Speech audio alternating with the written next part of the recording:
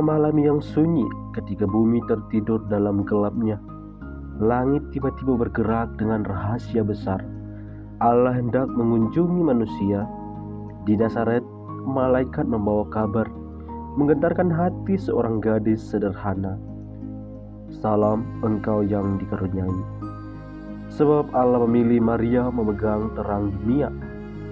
Maria terdiam dalam gentar suci, namun iman mengalahkan rasa takutnya. Terjadilah padaku menurut firman-Mu. Dan sejak saat itu, janji keselamatan hidup dalam rahim manusia. Yusuf, lelaki tulus yang penuh hormat, juga mendapat pesan dari malaikat. Ia memilih tetap setia dalam diam, mengajarkanku bahwa ketaatan sering lahir dari kesunyian. Menuju Bethlehem mereka berjalan di bawah langit yang tak pernah tidur. Tak ada tempat bagi mereka di penginapan.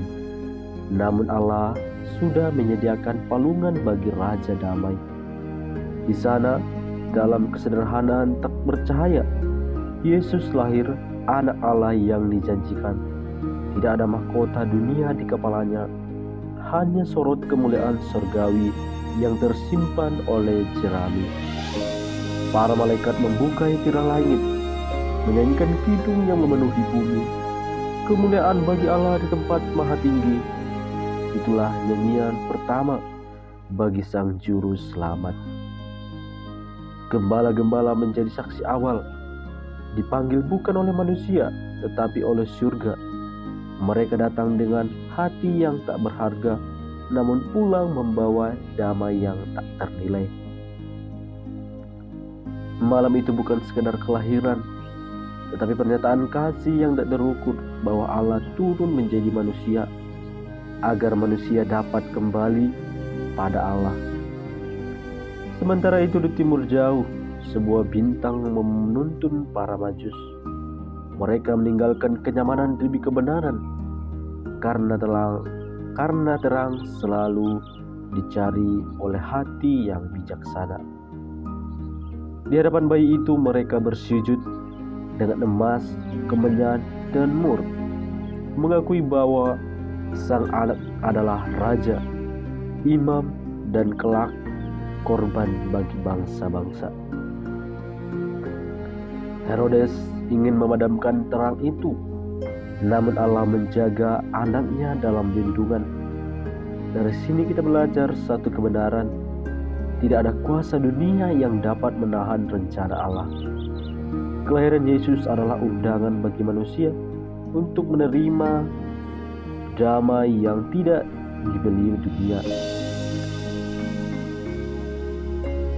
Damai yang memulihkan hati yang patah dan menghidupkan jiwa yang hampir padam. Natal adalah penyataan kasih Allah yang tidak lagi berupa hukum tertulis, tetapi hadir dalam wujud seorang anak yang memanggil setiap jiwa kepada keselamatan. Karena itu, di malam Natal ini kami bersujud menyembah Raja lahir dalam kelembutan. Yesus, terang bagi dunia, hadirlah pula dalam hati kami, memerintah selamanya. Maria menggendong Sang Firman itu, yang sejak kekekalan adalah Allah, kini bernapas dalam sejarah manusia, menyatu dalam daging demi menyelamatkan dunia. Bethlehem menjadi saksi bisu bahwa Allah memilih yang kecil untuk menyatakan kuasanya. Tempat yang diremehkan dunia dipakai untuk melahirkan rencana besarnya. Setiap tangis kecil adalah gema kasih Bapa di surga. Ia menangis agar kelak dapat menghapus air mata manusia yang terluka oleh dosa dan dunia. Palungan itu menjadi tata pertama, bukan karena kekurangan, melainkan kasih, agar siapapun yang datang kepadanya tidak merasa terlalu hina untuk diterima. Para gembala menceritakan apa yang mereka lihat, dan semua orang heran mendengarnya. Begitulah Injil bekerja. kesaksian sederhana yang menggerakkan hati banyak manusia. Maria menyimpan semua itu di dalam hatinya, merenungkan karya Allah yang ajaib. Begitu pula kami belajar bahwa iman sering dimulai dari perenungan yang hening. Yesus tumbuh dalam hikmat dan kasih karunia. Di bawah bimbingan orang tua yang taat, Natal mengajar kita bahwa keselamatan juga bekerja melalui keluarga yang setia. Setiap langkah perjalanan orang Majus adalah gambaran pencarian manusia akan kebenaran. Dan siapa yang sungguh mencari Tuhan tidak akan dibiarkan tanpa penuntun. Dan Mazmur bicara tentang kerajaannya, kemenyan tentang keimanannya yang kudus, tentang pengorbanannya kelak ditanggung semua yang menunjuk pada misi salib dan mulia. Ketika dunia tak mengenali terang itu, langit tetap bersaksi tentang dunia. Begitu pula kini, meski banyak hati menolak, terang Kristus tidak akan padam selamanya.